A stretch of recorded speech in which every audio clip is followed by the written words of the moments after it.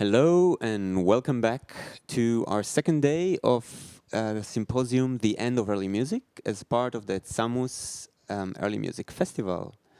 I'm really glad to have you all in person and on the internet, of course.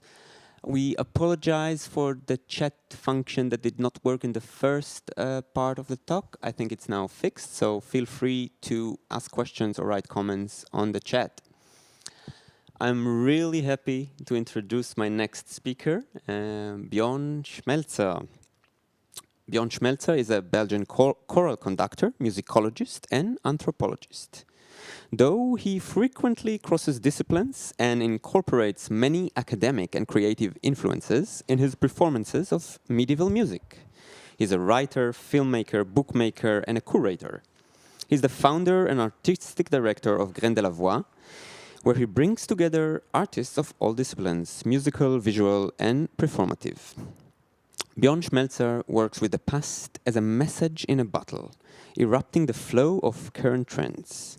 I quote, "The grain in Grain de la Voix is the bone in the throat, the thing out of place, in the past as well in the present."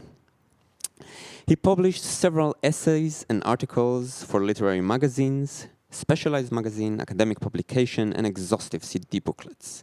I can finish by giving you a first-hand warm recommendation to his latest book, Time Regained. Really worth reading. So Bjorn, please, all yours. Thank you very much. Thank you also for inviting me here. I hope you understand me. I can raise my voice a little bit more, maybe.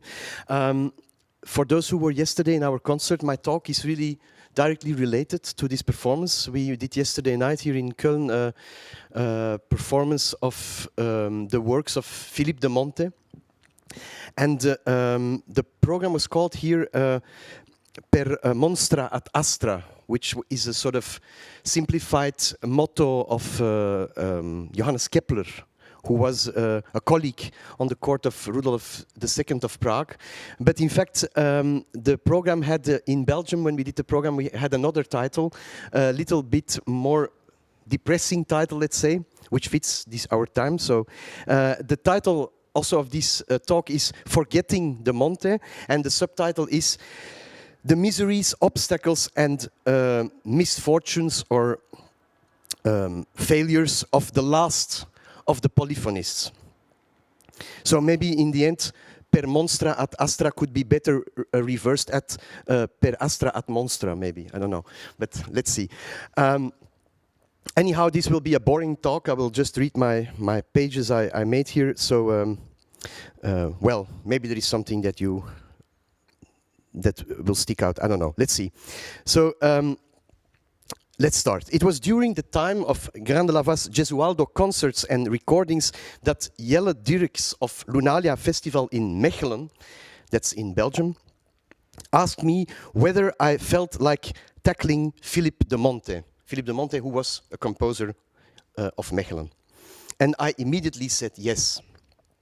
At first sight, the contrast between the two near contemporaries could not be bigger. Gesualdo was born 40 years after De Monte, but outlived him by just 10 years. On the one hand, Gesualdo, an eccentric aristocratic composer of avant-garde madrigals who was as much feared as he was respected in his own time. His sole concern was his artistic development, and his compositions were soon forgotten after his death, only to be resurrected in the wake of the 20th century avant-garde. On the other hand, De Monte, Philippe De Monte, who holds a quiet, insignificant place in music history as a modest and ethical workaholic from Mechelen. All people in Mechelen are workaholics, I guess. That's the imaginary we have. And who composed the greatest madrigal oeuvre of the entire 16th century. While he was renowned and honored in his lifetime, it seems from surviving writings, forwards and anecdotes that he was constantly anxious and uneasy about his own artistic relevance, worried that his work may be outdated, worried that it didn't attract real interest, and worried most of all of missing the right moment. To paraphrase the remarks of the madrigal specialist Alfred Einstein, who referred to De Monte not without irony as the Don Quixote of the madrigal, quote, De Monte always arrived too late, and his ultimate submission to the fashion trends of the modern music of his day was likewise in vain. End of quote. What Einstein failed to appreciate is that De Monte was well aware of his position and that there was never truly any question of making artistic concessions. And yet, the two composers have something in common, Gesualdo and De Monte, despite all their differences in character, musical expression and production. Namely, the anachronism of their work, their personal, geographical and artistic isolation, Gesualdo in Venosa and later at his castle in Avellino, not without a dose of paranoia, and De Monte artistically isolated and dejected at the Prague court, which was largely a backwater in terms of the latest artistic and musical developments, and where he longed for Italy or a post or retirement in Cambrai, an ambition that was never realized since he remained for 23 years until his death in 1603 at the Habsburg court. The two composers shared a sort of irrepressible creative urge, or rather maybe an artistic death drive, unconcerned with the, in the best case, often indifferent or worse, outright disapproving appreciation. Lastly, both Gesualdo and De Monte had a passion for the old-fashioned complex madrigal, which we presented yesterday night. You could hear a lot of madrigals that we did of De Monte, in which each in his own way felt in his element, Gesualdo and De Monte, and a distaste for musical hypes or trends, for the commercial and light music of their age, the villanella and the canzonetta. Both composers created an oeuvre that stands out for its anachronism, an artistic anachronism that irritates in the light of the historical developments of their day, with the approaching Baroque style, and that and it was a sort of kind of remnant, a strangely inward-looking artistic appendix to music history.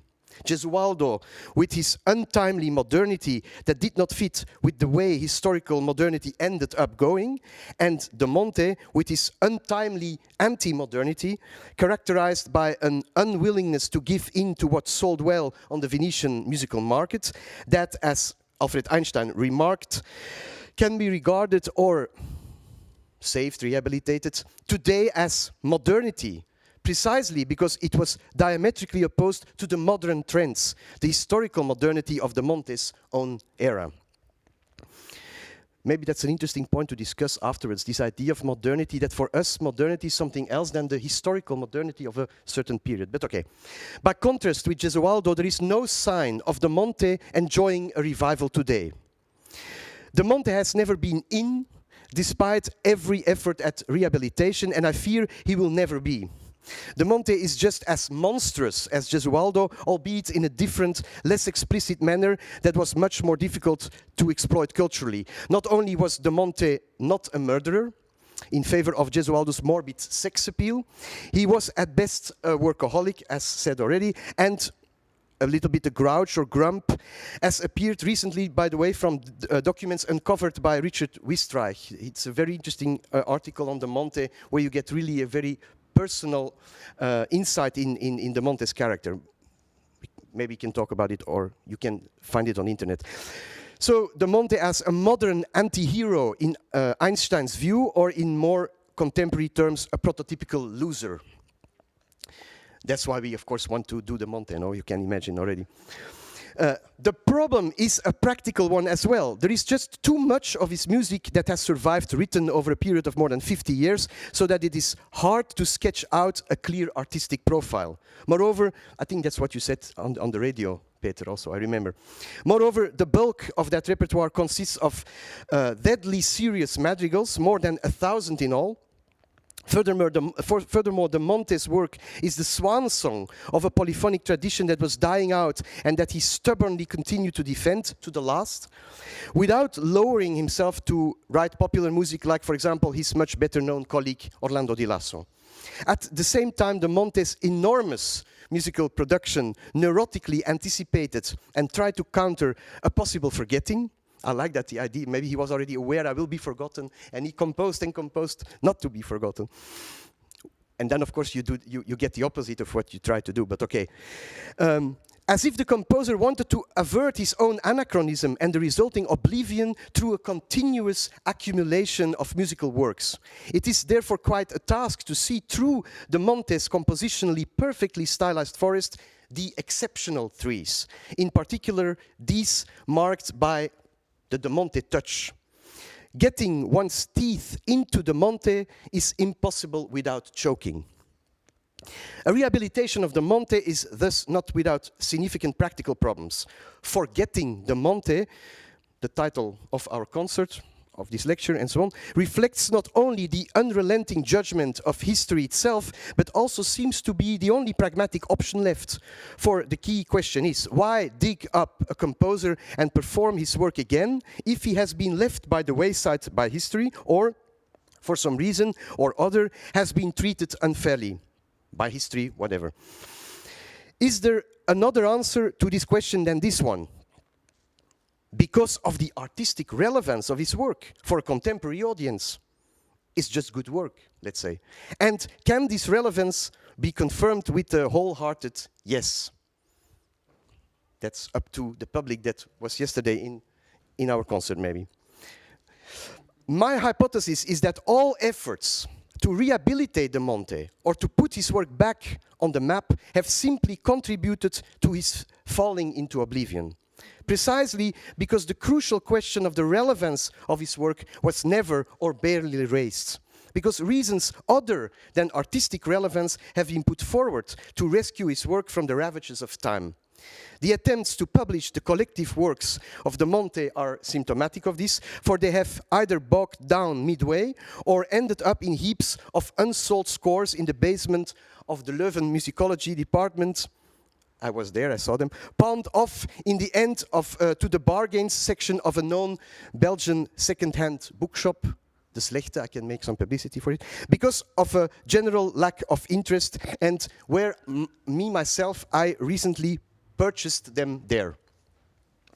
My own copies of De Monte transcriptions. The tragicomic fate of De Monte, according to the historical intuition of Alfred Einstein, is thus true not only of the creation of his work, but continue to follow him after his death into every attempt at a revival.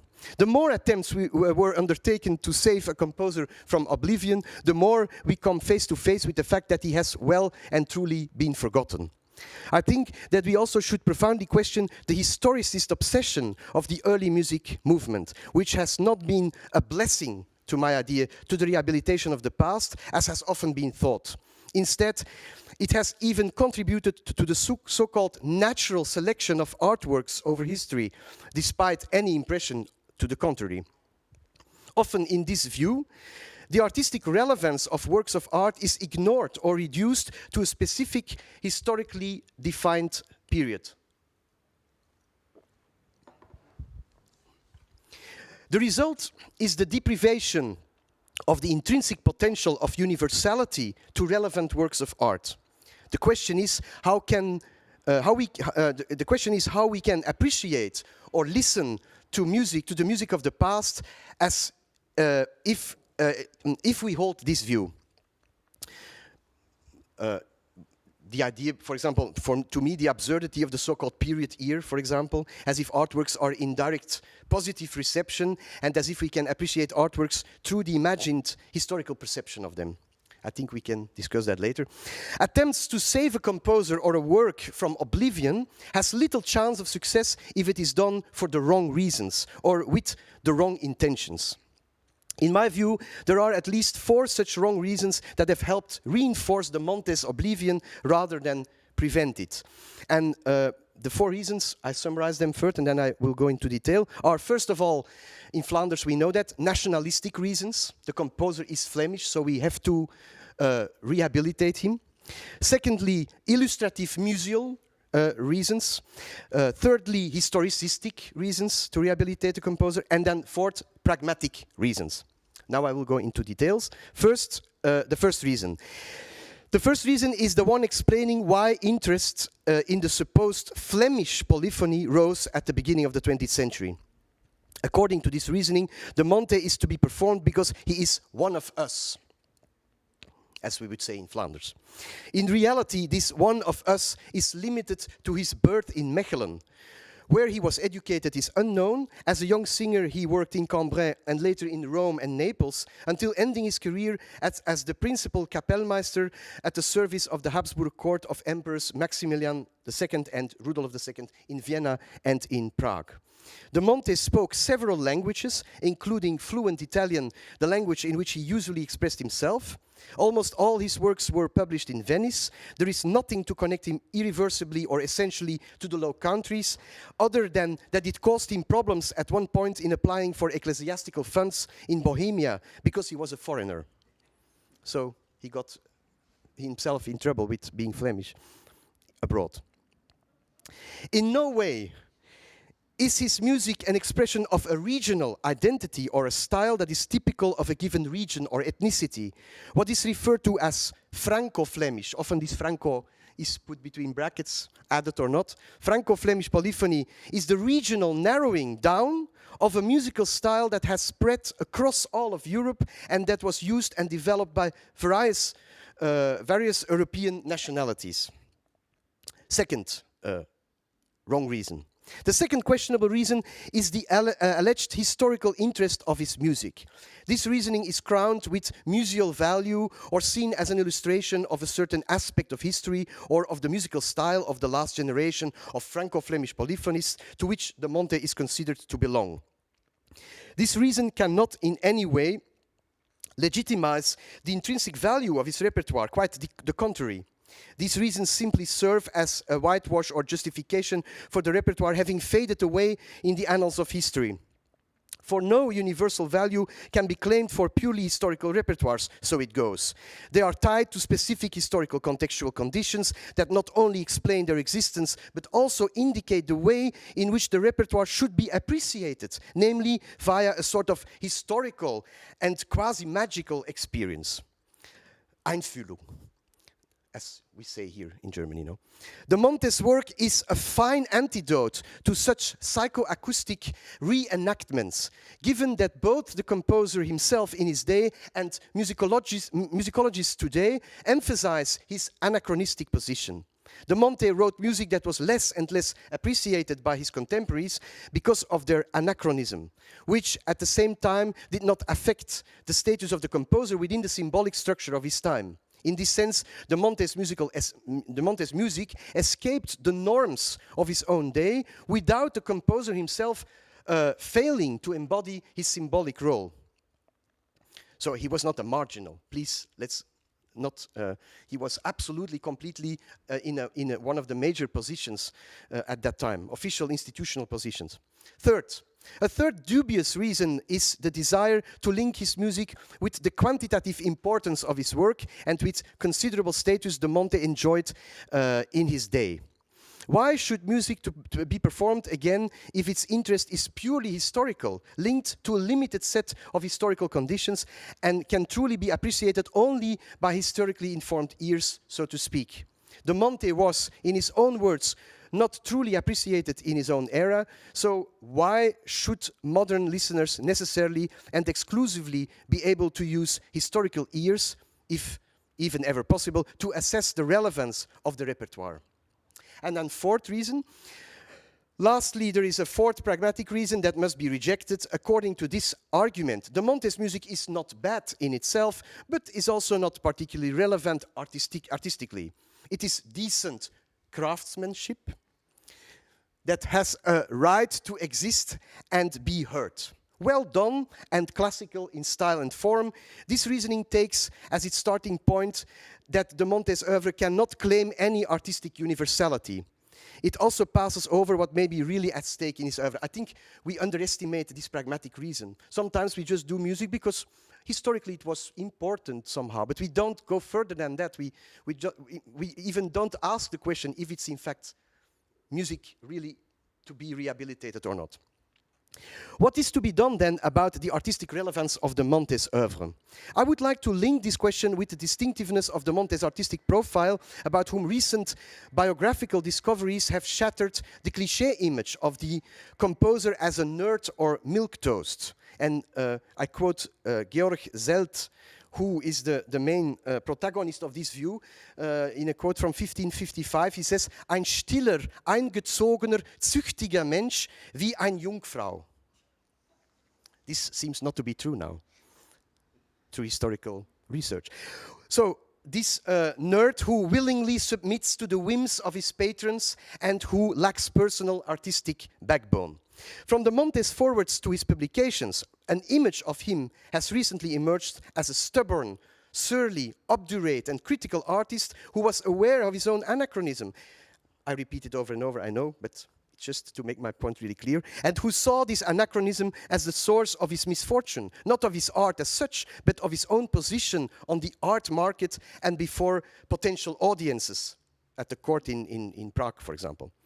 Nevertheless, he refused to follow the artistic trends of his day, or rather he felt himself called to follow a different path than that of the art market, and clung resolutely to his own artistic integrity, irrespective of the changing tastes and trends of the court, the emperor, and Italy.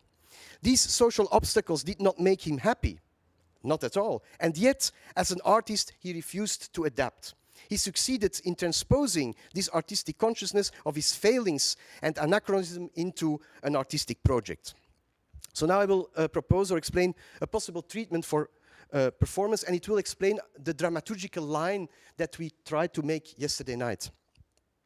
What I'm claiming here is that the deliberate untimeliness of De Monte's creative production is why his oeuvre is relevant, and it is against this virtual horizon that the selection and dramaturgy emerge that can cut through De Monte's enormous oeuvre.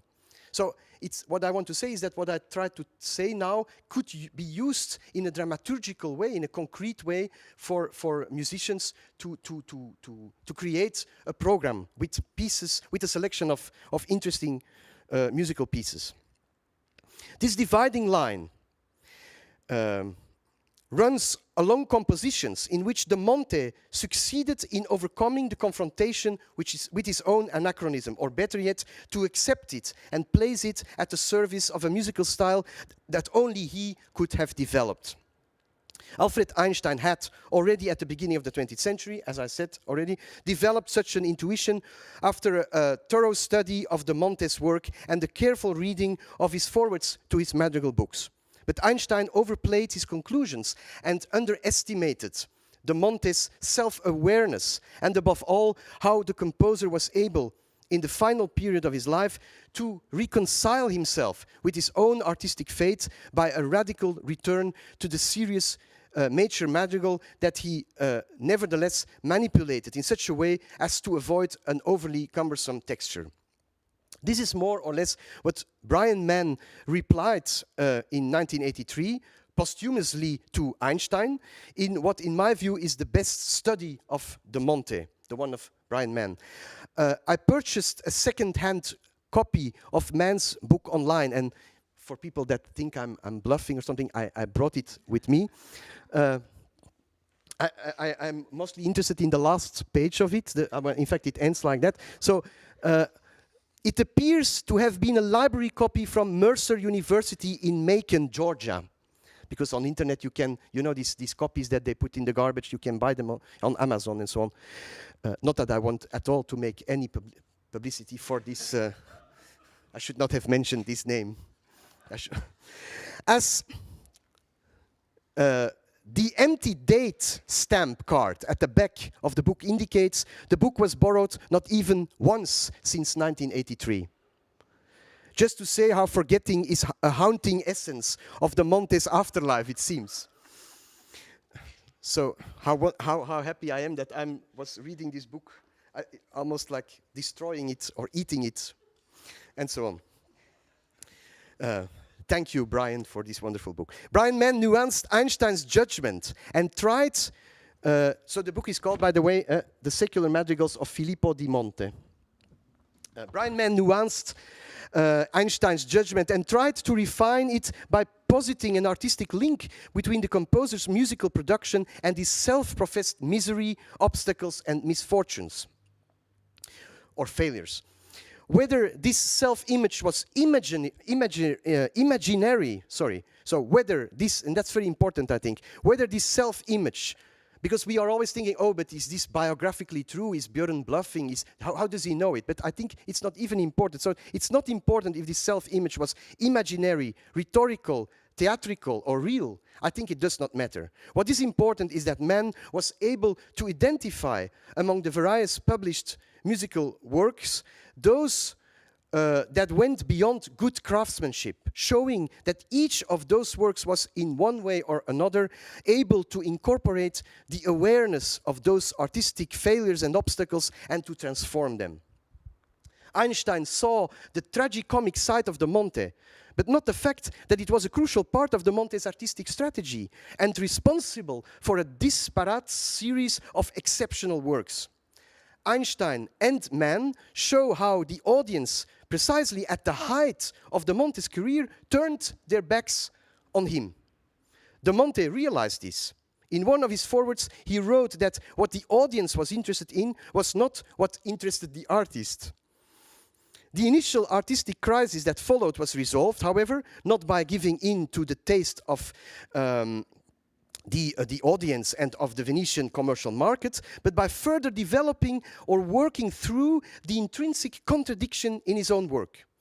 Einstein took the sovereign gesture of De Monte more or less literally. It is this lucidity about his own artistry which served to free him both from the art market and from the evident indifference of the court. That becomes evident in a series of exceptional compositions. I will try to put some tragic-comic order in that series now, in which the tragic ultimately leads to the comic. De Monte is at his best in the mature Italian love poetry of Petrarca, in particular in the latter's darkest, most Dantesque verses. In them, we experience the description of the catastrophic and wild landscapes, we were doing some of them yesterday, that represents separation from the beloved. Along the same lines, we can also understand that the settings of the Latin and French psalm texts, desperate supplications in the face of a hopeless fate or by a wandering soul.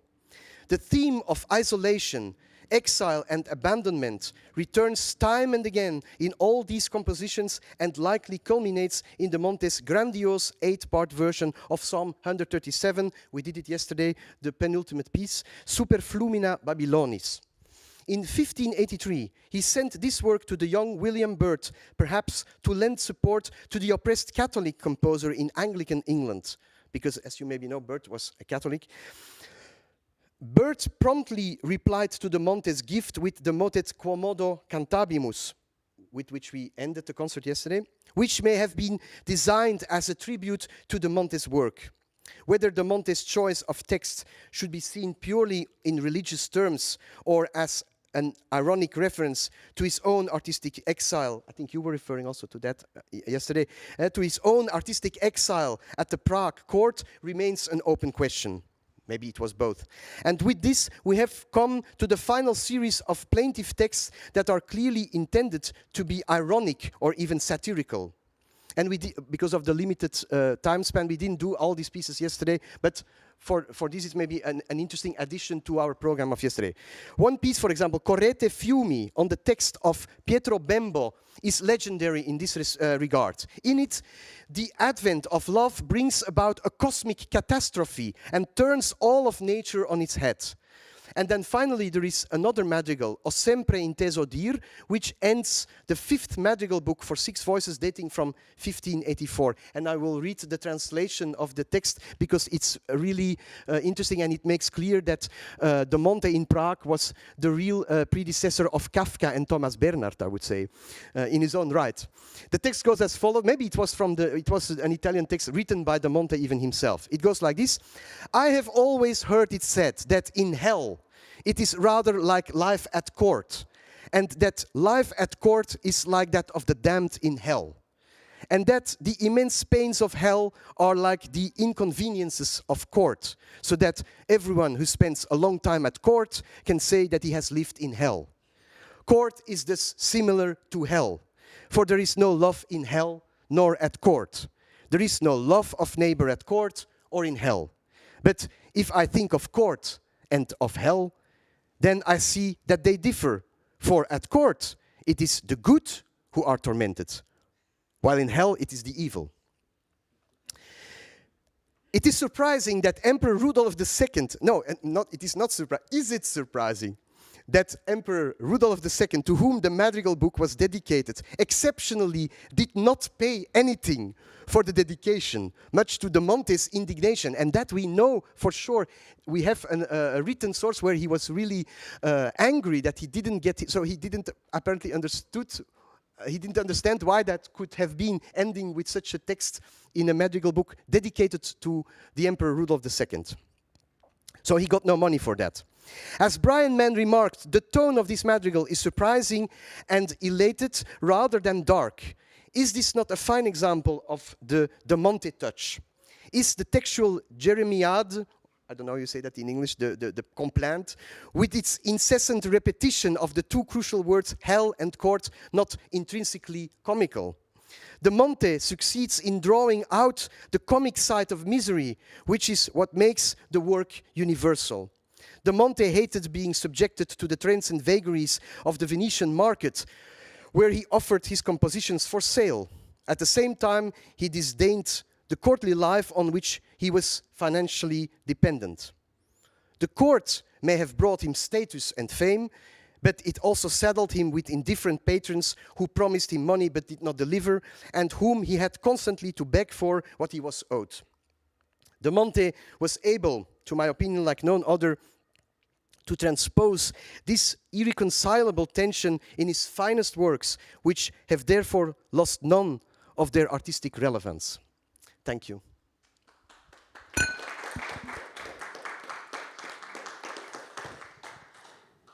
Thank you, Bjorn. This was wonderful, especially after hearing last night's concert. I would like, before I take questions, I would like just to say, when we started working about this program, what I found fascinating with you was we tried to combine this kind of paradox between the text and the music, which in De Monte is very, like you said, it's the music could be dead serious, but the text is tragical or comical.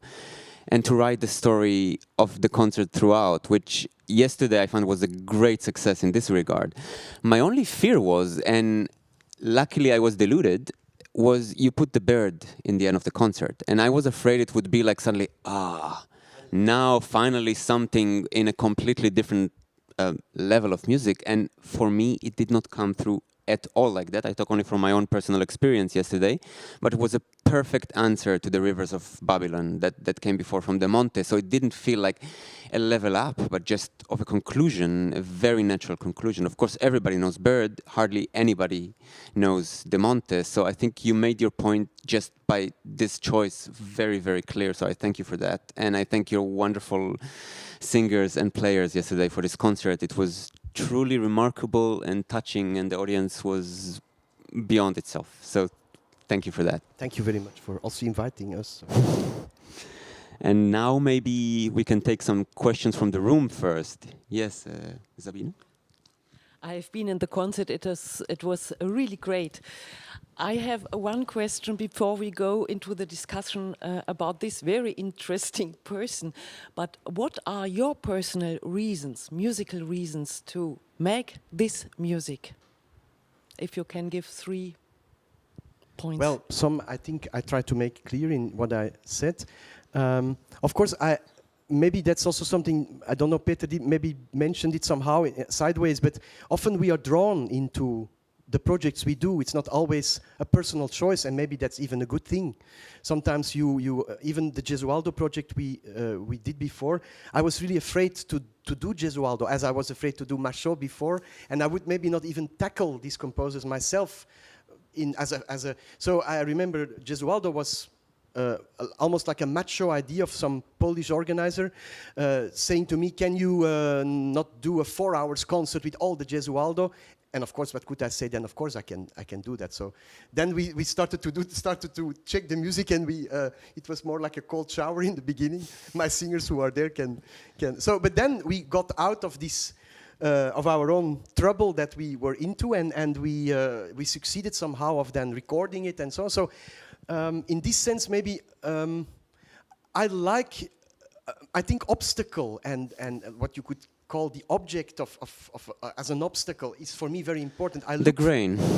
Yes, maybe the grain in this sense, and I look always. And maybe it's an idea that I think Adorno had already, that idea that in music you need to find the core of impossibility in it. Like you need to find what's even maybe why a composer is not completely aware what he's really making. So you need not to try to do what the composer wanted to do. Maybe you need to go a step further. You need to find that point where the composer himself loses the pedals in the composition, and what do you get there? And you need to negotiate with that, I think. So it's the blind spot almost of the composer himself that is somehow to be found in works of art. Every composer now will for sure know what I'm talking about. It's like a writer writing a book, but he's not identifying himself with the work he makes. Afterwards, when you have written a book, you are seeing your own book and you say, is that me that wrote this book? So there is a kind of alienation from your own work of art. And in this split, I think we as performers have an incredible chance to work. And that's, I think, even almost our almost, if you can say so, our ethical duty as performers to find this blind spot and work around that. And maybe try even to say something with the music, what the composer even himself could not have imagined that it would have been possible to say, in a way. So it's not just, in my opinion, trying to do what the composer wants. It's, as far as that is already known to himself. No, what does a composer want? We can say, does a composer know what he wants? I'm not so sure. So I think, therefore, he composes music because he doesn't know what he wants. He makes music, and the music is there, and he says, oh, that's apparently what I want. And then there are the performers, which are crucial in order to tackle that problem of what did the composer want. I don't know if that is that an answer to your question. Not really, because no. I thought you spoke a lot about his texts and dealing with his contradictions between biography and what he was doing, like a nerd, following his line. But what? No, that's I think exactly. I tried to say that the overall historical image of this composer is that he was a workaholic and so on, and he was a workaholic, but in a complete different line. He was stuck to some kind of plan that he could not avoid. So it was like, what I wanted to a little bit to show is that what we mostly associate with maybe romantic composers was already going on much earlier. And there are much earlier composers where we also know from the early Middle Ages even, where you see there is a personality, there is a subject there. It's not just a guy that submits to the patron and does what symbolic order of a certain time wants from him. Of course he does that also, but inside he subverts it. And I think as performers we look for that point of subversion, otherwise it would be not even relevant to do this music. Or you go into, it can be relevant if you believe in patrimonial art, but I don't. Mm-hmm. Any further questions from the room? Yes, please. Sorry for monopolizing questions. I would like to recommend on this a series of articles or conversations between Björn and Sigiswald Heyghen, which are also available in German on the website of Clemens Goldberg for German listeners or those who are here. Were well worth reading, stimulating conversations. I don't know exactly when they were done. Perhaps I was still very young when I wrote that, so my ideas changed also a little bit. That doesn't matter. I don't even know exactly what I wrote there, but sometimes when I read something I am already alienated from myself there. I think, oh my God, But thank you. I didn't even know it was translated into German. So yes, I find it very interesting. But obviously, don't agree with a lot of things. That's normal. But it's not important whether you agree. It's the point to be as I don't agree with myself there. I am completely on your side. I don't agree. Another small point I would like to make, because I was talking to Ira yesterday about Elam Rotem's things, and we judge, as you say, Philip de Monte's music by the date it was written. But if we imagine that it was written at 40 years earlier, if we just found manuscripts and we put another date on them, would he not have been judged differently? Because, as you say, music is not good or bad because it was written at a certain date. It is how it is.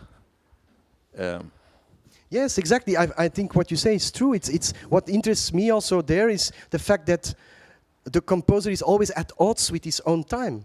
If he is progressive or retro-progressive, to use I think a word that was connected with Dolmetsch, no, retrogressive or progressive.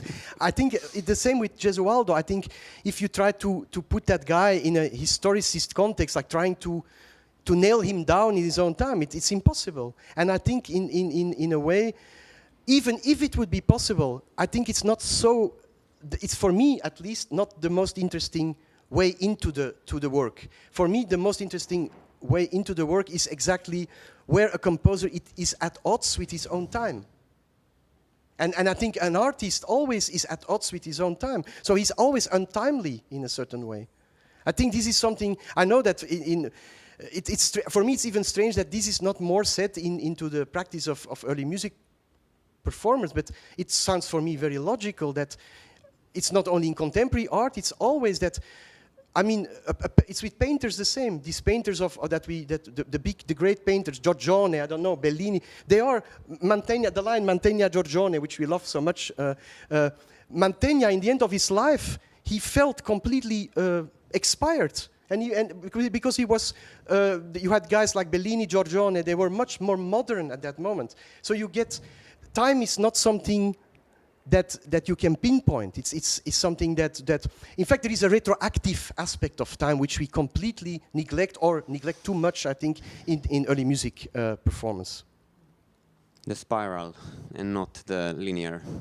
Yes, also the idea that we are always have a retrospective, retroactive idea of the past. The past is something retroactive. It's not something that happened on a certain moment. It's always something that happened afterwards, with what Peter was saying. It's always a fantasy in a way. I think it's true. It's fantasy, and it's good that it's fantasy. It's dangerous. It's the dangerous aspect of doing this music even, because you can fall into the trap of using it for ideological means, for dangerous means. We all know what we are talking here, and so we need, I think, our responsibility is also to all the time continuously rescue these repertoires out of the hands of people who trying to put that into this the past as the glorious past. I think no, we have to find the contradictory past. We have to find the points where the past contradicts itself, and that you find that in music, and that I think you can make audible to an audience. Well, maybe that's my fantasy. I will take a last question from the room before we take a 5 minutes break before the roundtable discussion. Peter, please. Another question, Björn. It's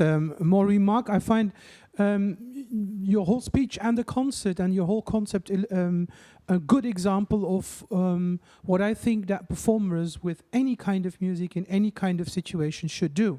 And this is to come up with an own dramaturgy, with an own reason why to put this music in this way on stage. And I find that this more general, that's a more general thing than what you just said about the duties, or what you find that should be more, get more attention in conservatives, for example. But this is absolutely what I meant at the very beginning of my speech when I said it's not just needed, you just don't need to have historical information in the case that you're dealing with historical music, but you have to do something with it. You have to make artistic choices. And I find your story, for example, a fantastic backbone. I mean, how exemplary is that? You got a situation that somebody says, would you like to do De Monte? You would not have thought of that if that situation would come. So the serendipity, that's life. And then second, you find an approach that really gets your full commitment into that, and you make a dramaturgy of it and a program. This is what we're supposed to do as performers, I think. And we can discuss about many things. I would, for example, personally say, but this is probably not the place for an in-depth discussion on that, whether that period of conflict that De Monte experienced in his life, whether you should take that as a definition for him as a whole person for his entire career, or whether that is really localized in these first years of the 80s, and then he came to terms with it. But this is a detailed discussion that does not find its place here. In fact, thank you for this. Of course, I agree, and I'm happy with what you say. And in fact, I brought this book of Brian Mann to show that it's not just personal subjectivity. That in fact, that also musicological studies are works of art in this sense. They make choices. And Brian Mann, in fact, even this dramaturgy, I didn't invent it myself. it Yeah, was of my course, yeah. reading of this book that suddenly made me aware of this line. Brian Mann really did a thorough study of all also the order of the madrigals in all the madrigal books. And he sees, for example, that every time the first madrigal of every book is always a masterpiece, he says. It's always this Dante text with the Dantesque text, very dark text and so on. He chooses that very clearly. He puts that strategically there. So you can say you could make a wonderful De Monte concert with only the first pieces first of all the, madrigals. and the rest was then, I don't say it's crap, but it's maybe, okay, more like he had to fill the things and so on. But so I find that interesting, and it's something that it's just musicological research. So even that idea, oh, we have to be free as musicians from musicology. No, I think we have to read musicology in the same way, I think, with the same, I hope that, I don't know Brian Mann personally, but I'm happy that I could rescue this book in such a way that the study functions for artists to make a dramaturgy. Write your name in it. Write your name in it. At least one person has written. At least, yes, yeah, it had a purpose at least. Yeah. Thank you. I think we will leave it at that. We will start at 12:10 with the roundtable discussion. Thank you. See you soon.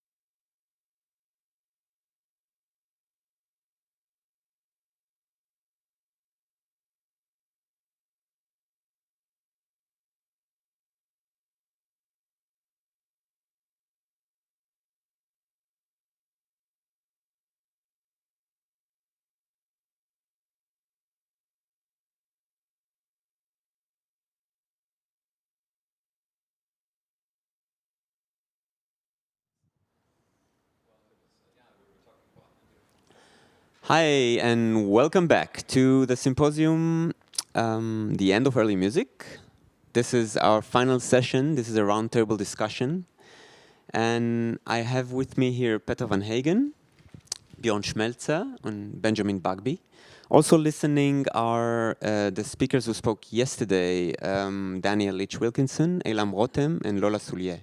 And I would like to start by making a link between these 2 days of symposium to past symposiums that happened in the last 4 years. Daniel mentioned yesterday Dafman Das. It's a symposium that was in Basel, I think, 4 years ago, if I'm not mistaken. 2018, yeah. Yeah, so 3.5 years ago.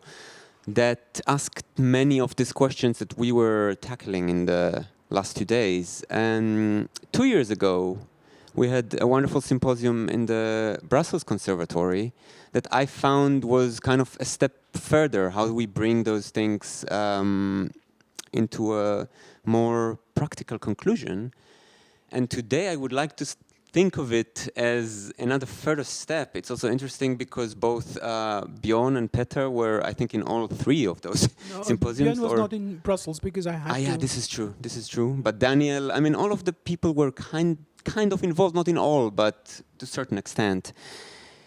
And then I would like to connect, as my first question, everything to Bruce Haynes and the end of early music, or like he actually writes it in the last chapter of the book, it's the end, quote unquote, of early music. And maybe let me start with you, Benjamin. How do you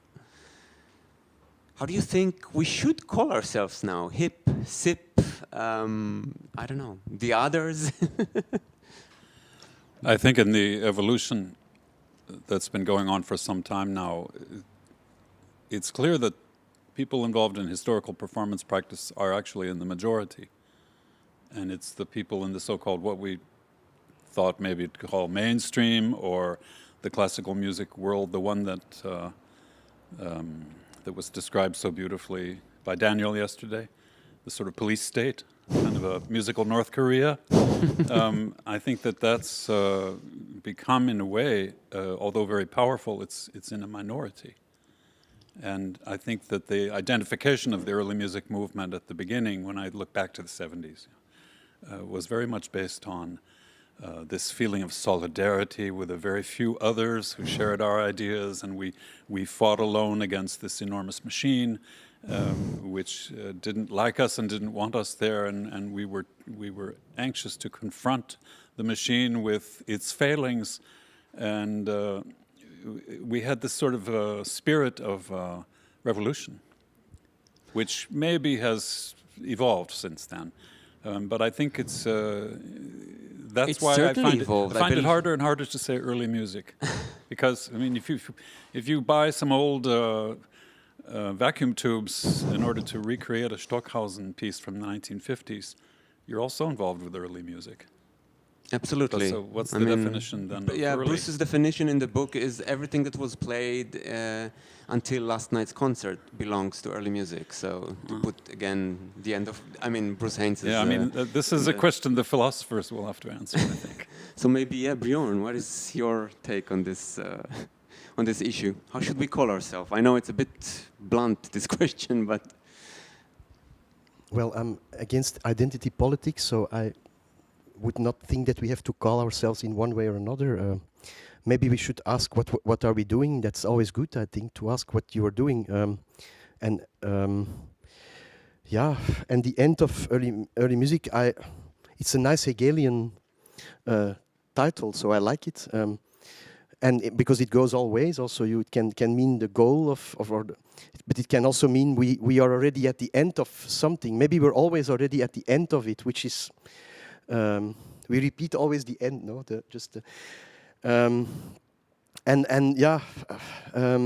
I don't know. My biggest problem is for me is this overemphasis of the historicism. I would like to call it. I would like to save historicity. I think that's something else. We are all interested in history, and we think history is absolutely important. I think it was Walter Benjamin who once said, like, if you want to change the future, you need to change history. I think it's absolutely true. You cannot, and this is something almost forgotten. Like I see it also with political thematics now. We leave too much the history to the wrong people, and I think it's our task to keep it. And then another thing is that, yeah, I think it's this universal aspect of it. I think we need to find.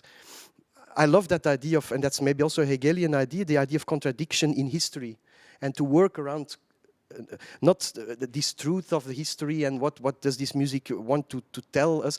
As I think people don't know always what they really want to do and to tell. I think artists are these weird people in society always. It's that they feel they are not really belonging and they want to say something, but what they exactly say is not always clear to themselves.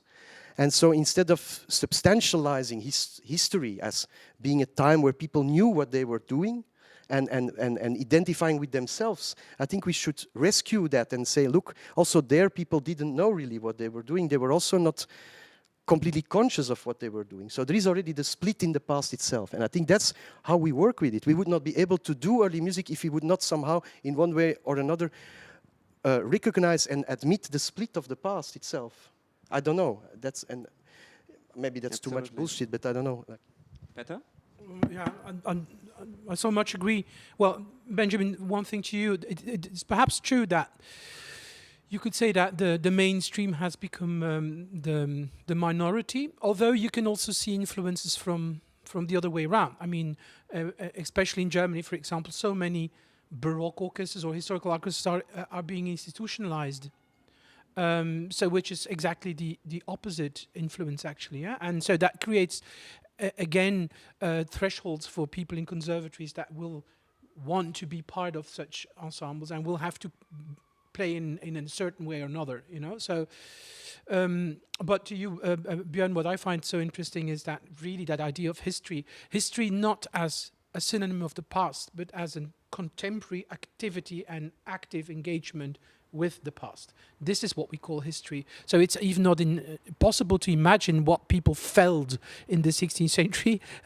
Anyhow, if we can grasp what they felt, it means that it's our feeling, it's our grasping. So you can never escape the present in that sense. So it's an engagement with things that happened in the past, and this is what we call history. And I find that fundamental for myself, because for me, history is a huge collection of all possible expressions and utterings and things that people can imagine and to cherish that and to use that as inspiration.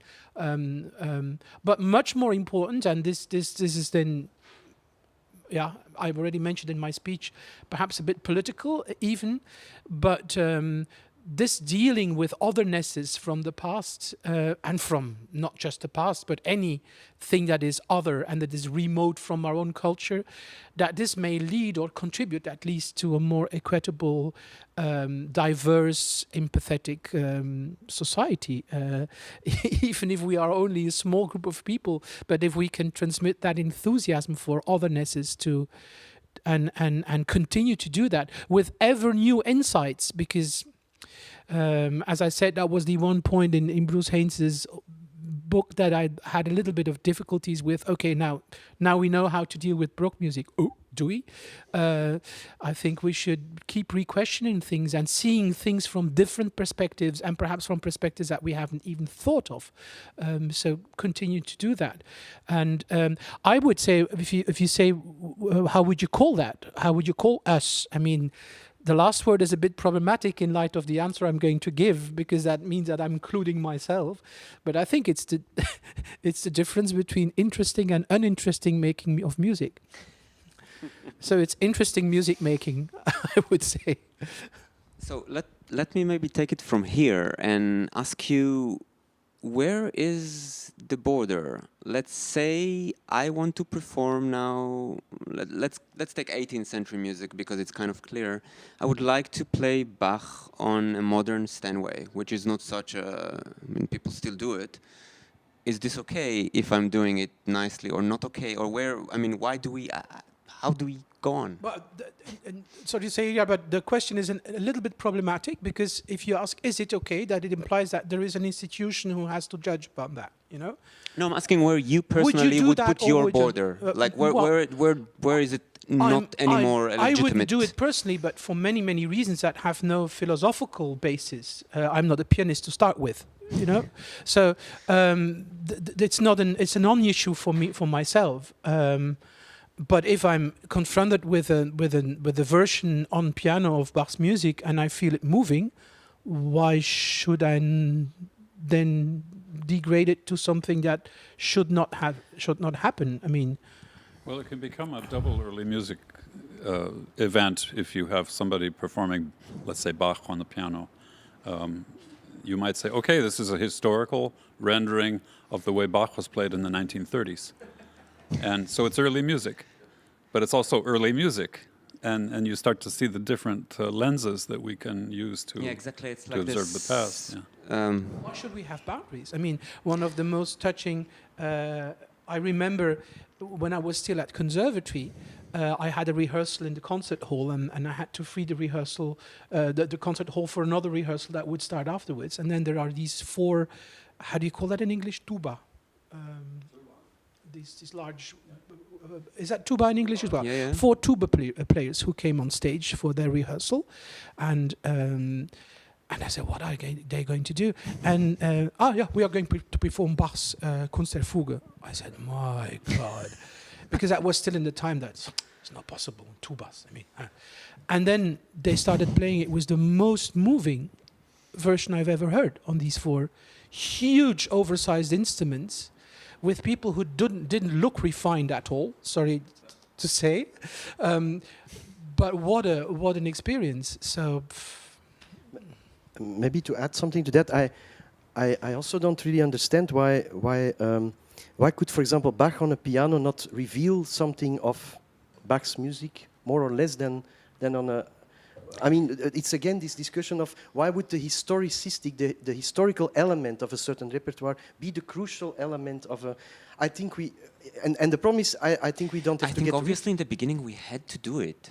I mean, our hip forefathers had to do it in order to define something which separates them from this machine that Benjamin was referring to. Yeah, but are we not creating this machine now? Did that really? Are we sure that exists? We are the machine now. That's why we are doing the Symposium. But I always think now we create this fantasy of a machine, a romantic.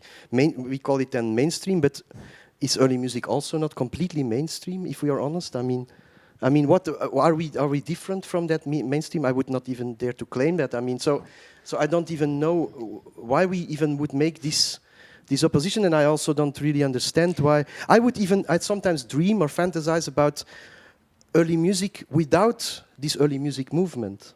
For me, if I'm really now I will be maybe shocking some people, I don't know. For me, sometimes it would be also nice to get rid of this early music movement as such, like as a I don't know. Not because we have to be able to just subjectively do what we want, not from a sort of neoliberal point of view, but rather from a more deeper insight of how history works. In fact, namely the idea that what art brings forth in a certain time is not just purely conditioned by the historical horizon in which it appears. I really believe that Hildegard von Bingen. She used, for example, she used the means of her time. Of course, there is a historical element there, but then she did something that nobody else could have done than her. It's a work of art, as we call it, because it negates something. It negates its own time in a way. So I think we have to. Why are we not more aware of the fact that this is untimely aspect, and could we not? Is it not more fertile to work with that? Instead of staying a little bit stuck in that idea of, is it allowed to do this? Is it, you get my point, no? I mean. But there is, of course, a natural thing that happens. If, for example, somebody desires to study the cornetto, to name only one instrument, it takes a few years of your life to invest in that and to be able to master that instrument, but not more than any other craft that you have to learn. And so it becomes logical that during these years, there is a little word that originates in a cornetto class, for example, with students doing the same thing. So with presentations on specific evenings, and from that it grows onto concerts with that kind of music. And before you know it, you have created an early music world, you know. And so it is also natural that these little islands of activities originate, and it's perhaps useful to unite that in one institution, for example, like a school, where all that can happen. And then, of course, you end up with the problem that you have created a whole world that should position itself against the others' existing worlds. And this is where the problems start, of course. But also I find it interesting that your example of the cornetto. For me, it's like you negate the trumpet that was maybe used in many repertoires. You go to this cornetto, which is a much more fragile instrument, much more difficult to play. It's the same when you say, okay, I will play a Baroque violin. And exactly its fragility, its like unstableness, let's say, it's what is so wonderful. It's why I think early music could only have started, as we know it now in the 60s, what you said, this revolutionary idea. It was this idea of the crack. We were not aware, we were not busy with, it should be perfect as in classical music standards. No, we were trying to give an experience of a repertoire in order to. So a Baroque violin that sounded a little bit out of tune, and it was a great thing in a way. Yeah, but I think we should not underestimate the craftsmanship of the past. Björn, I mean, it's very difficult to judge, but if you see, for example, shipbuilding, what people were capable of doing it and how they managed all their woods, it was top technology that we are not even capable of doing anymore. But we cannot copy this today. No. But it's just that we have to be careful also to say, oh yeah, it's old. It was not as perfect as what we would desire now. I think it's a challenge to do it as well as possible. But for me, for example, if you take the violin pieces of Bach, for example, played on what I like so much is that it doesn't sound so phallic as a modern violin. If you hear it played on a modern violin, it's just this kind of macho approach to this music. It's all there. Every note is there. On a fragile violin with guts things, you hear little cracks, you hear the little, and these elements are in fact the beauty of it. Like, but before you know it, Björn, you will make the foundation for a school of where the purpose is to be fragile. Huh? Be careful. But is that not wonderful? No. That's what we as artists should be, no? I mean, let's build queering early music. No. Allowing for irregularities and for imperfectness is something else than striving for it. And perhaps there's another discussion that we should have at another moment. Also, the perception of what is fragile and what sounds imperfect. Maybe for us, something sounds imperfect, which in another society wouldn't even be noticed and wouldn't be valued. But he makes a point. I mean, but for me, for example, what is much more, just to end this little sub-discussion for me, for example, what really doesn't stop to fascinate me is that the same culture that produced the most refined treatises on tuning and temperament, with all the slight differences that we can't even measure with modern equipment sometimes, that same culture allowed for a group of musicians to be present at 7:30 in the morning in the Thomaskirche in Leipzig in the middle of winter in an unheated church with harpsichords, violins, string instruments, brass instruments all together. I wonder how much in tune it was. It must have been, but this is the same culture, and it's exactly these two elements this contradiction that keeps fascinating me, and somehow, finding a way to unite that in your vision of. You mentioned shipbuilding. I thought that was interesting because technologies that are not musical, we tend to don't see them, and they don't exist because we don't see them. But the popular view of the Middle Ages is that things are rougher, things are less developed, less subtle, that it's kind of influenced by the Karl Orff version of Carmina Burana, this sort of big rhythms and the way the Middle Ages is presented in pop culture today, which everything's in the sub-bass register. It's something deeply bass-oriented about the Middle Ages, which is anything but true. But when you look at the visual arts, let's say of the 12th century, okay, let's look at enamels from Limoges or gold work or any other kind of fine or manuscript illumination. You see a fanatic attention to detail and to execution. and to technology. And to think that this was the standard, and then to say, oh, but the music, well, you know, and I've had a really respected person say to me that she didn't believe Hildegard von Bingen could have sounded so professional, that she thought it had to be sung by simple nuns with undeveloped voices, and that was the actual sound of her music. But then why don't the manuscripts look like coloring books? Yeah. But it's unbelievable that this same argument is sometimes used for completely different situations. For example, I once talked with somebody who was involved in the Queen Elizabeth concours in Belgium for piano, and I asked him, how do you address this? I mean, the fact that we have Rachmaninoff, for example, and Ravel and Grieg playing their own works on piano. How does that inspire you? Does that and he bluntly answered, "Oh, no, we play much better now." I would like maybe to include Daniel Leech-Wilkinson, who is writing right now on the chat and wish to contribute a few words to the round table discussion. So I will just read out loud his messages. Thank you so much for really fascinating and deeply considered talks. I noted several ideas I'd love to have developed in the round table, if anyone wants to pick up any of them. So a convincing performance, quote unquote. Performers should use all the freedom human mind is capable of. And we could work with an active interest in otherness. I think we touched all of these issues in your talk and in Bjorn's talk, and even yesterday with Benjamin.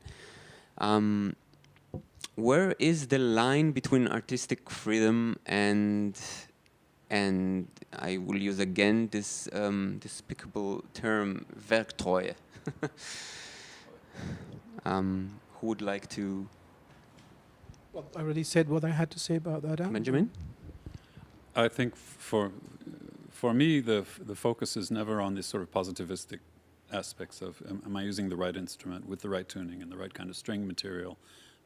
But for me, it's since I'm involved only with vocal music, basically, there's always a text. Something is always the object of our singing, and it's the thing that we are speaking. And when you look at the great veneration for the rhetorical arts, which existed throughout antiquity and into the Middle Ages, you can't imagine that somebody would have this Werktreue idea of just pronouncing the correct text at the correct time, in the correct manner, with the right dynamics and phrasing. That it bypasses that part of the brain, I think, that the emotional connection to what's actually being said is something that we need to rediscover. And I think people are afraid to do it because it seems like they're going to go overboard or do too much. And I heard it from my teacher. Yeah? It's all in there. Just play what's in the music. It's all in there. Don't, you know. Or John Stevens' idea. And I'm talking about historical teachers, not about modern. So. And John Stevens wrote this very influential book about words and music in the Middle Ages, where he basically tells us that music is number. In the Middle Ages, music is number. And as long as you have the correct number of syllables, you shouldn't think that there's anything, this dangerous word, expressive. Don't go near that word because it opens a Pandora's box of all kinds of things that we can't control. But if you shut down people with that attitude, and they cannot relate as human beings to what they're singing about, no wonder people are saying, well, that was awfully dry, or the French love the word austère. You know, when confronted with medieval music, it seems dry. It seems like it doesn't have any content, any emotional content. And I think that's, rather than Werktreue, I think Emotionstreue is perhaps a better phrase. It's a wonderful phrase to coin, actually. I would like to take this to Bjorn now, because you were confronted many times. You take liberties that seem sometimes not kosher by the hip establishment. I'm sorry to use my Jewishness is sticking out here. We use it in Antwerp also constantly, so course. don't worry. It's and I can say that all your performances, and I've been to quite a few, are always extremely emotional. And like you say, you squeeze the lemon out there. Yet you are sometimes being scolded for it, for something which, for Daniel Leech-Wilkinson, probably, I'm sorry for speaking for you, Daniel, but it would be just another variation of a possible not so outrageous performance. So... Yeah, I think it's maybe to continue in your line. It would be so sad for these composers that left all these scores and well, I would call them musical diagrams, to just think that we can somehow, without any intermission or mediation, just bring them as they are. This fantasy of the score is just what it is. There is nothing like a score just as it is, and so in fact. I believe a lot that there is, for sure in the music that we are concerned with, where there is not so much on the score, there is a lot of virtuality. It means there is a lot implied in between. So maybe that's, I could almost say, to contradict myself a little bit, maybe we have been even not historicistic enough, in the sense that we also should imply all the lacunes, all the emptinesses, all the absences. You work constant with absence, I think, with what's not there, with what is implied virtually. And so I think this is absolutely something that that in early music is so interesting. That's what fascinates me, is the idea that you can negotiate with the score and finding out what the composer virtually implies. And I think, for example, yesterday with this De Monte, with De Monte, it's more difficult than with Gesualdo, because Gesualdo has already more notes, more chromaticisms are written out and so on.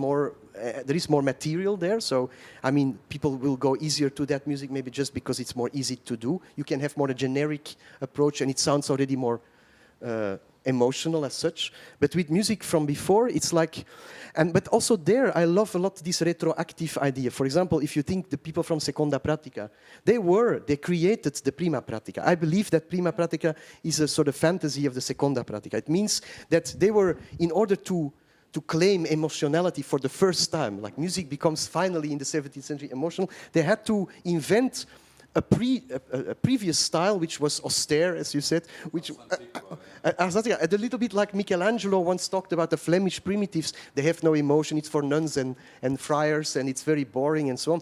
So we create always, we think we are the newest emotional, empathic performers, and before people were just boring. And so this is a mechanism in history that you find all the time again. So you can say, yeah, maybe you could do a Seconda Pratica, if you want to be really historicistic, interpretation of Prima Pratica. That's what mostly is done. In fact, it's the idea of an austere style. Josquin, Palestrina as these austere masters of art. But probably if you read what a lot of musicologists have written in this early music magazine, there was, in the 80s, 90s, was a whole series of how the performances were by virtuosi in Rome that were putting ornaments also often, as the Florentine Academia said, on the wrong places, because not functional. They were just doing n'importe quoi. And so what do you do then? Should you then, if you want to be really truthful to these sources, you need to do n'importe quoi then, or what? And then, of course, it contradicts our own. No, unfortunately, Andrew is not here, but we had the whole idea to do a work around this last castrato.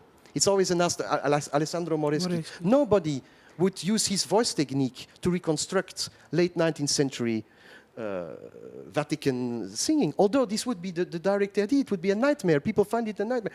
Personally, I don't find it a nightmare. No.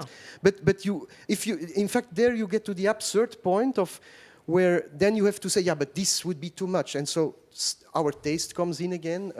Our preferences, which are then completely subjective. But why not? Why not taking Moreschi It's inevitable. serious? Okay. I would like, in fact, it's so interesting what happens there with Just the voice. try it. Yeah. And try it and see what potentialities are Absolutely. there. So what Daniel was then suggesting, that the idea of potentialities that are laying bare or not, or a little bit, I think we have to, there is so much still to grasp in these absences, in the absences which we cannot turn them directly into positive elements, but somehow we should negotiate with them. And I think what we try to do in our performances is constantly, often make no decisions also. I often I sometimes my singers do things and I don't know what to think about it. I suggest something and they do something else because in transmission of what you want that they would do, they do something completely different. But then you think, yeah, why not, in fact? And I have no judgment to make. And then sometimes it happens.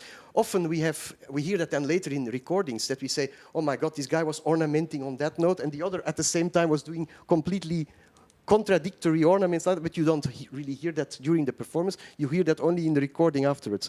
Well, I think that's what we are trying to do. I like that. We don't have to kill that out or to try to clean that up.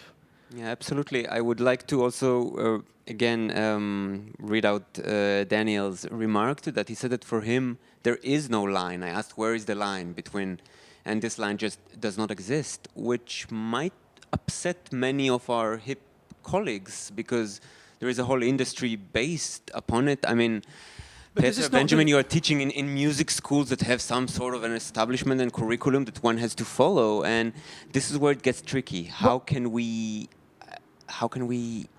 in schools, I don't think in schools it should be a problem. I mean, it's obvious there are organizational reasons to I want to say to segregate, but that's absolutely the wrong word. But to group people who do common things, for example, who for some reason or another play in the same pitch, at the same pitch standards and are then not combinable with people who play at different pitch standards. So there are specific things that you can better do together, but this is just for organizational reasons. This is not to indicate a different mentality or a different program. It's just that all the people who are dealing with drawing go in that room, and all the ones who are with sculpture go in that room. I mean, just for organizational reasons. The music industry is, of course, something else, but I don't know how concert organizers and CD labels do, because well, CD labels, insofar you still have live CDs, but I mean physical CDs, but they need to be in a specific category, otherwise the clients can't find them. So, for example, you have to advertise that, but in schools, the differences are made for organizational reasons, nothing else, I think. I think school administrators, and I'm not one, are perhaps reluctant to impose any kind of definition of what it is you may and may not do, because they don't want to be seen as being doctrinaire, or being like Taliban, saying this is how it must be, because that would provoke, of course, a counter movement, and they would be seen as authoritarian. And I think most school administrators are by nature not authoritarian types these days. They tend to be collaborative people who want to facilitate that all of us difficult musicians can come together and do something good for the students. But this means, like you said before, we are now, or I said it, but I took it from you, we are now the machine. We are now the establishment of the music world. We, I mean historical performance practice. Is that the musicians? Is that the organizers? I think we all wear all those hats. I'm a concert organizer. I'm an active musician. I mean, you as well. I have never seen myself as part of this even. You don't see yourself, but I don't even know what it means. For me, it has no meaning. Historically informed performance, as really, for me, it's another name of a sort of fetish club or something. I mean, I would not know, but I'm serious. I would not even know what it means to me. It has no meaning for me.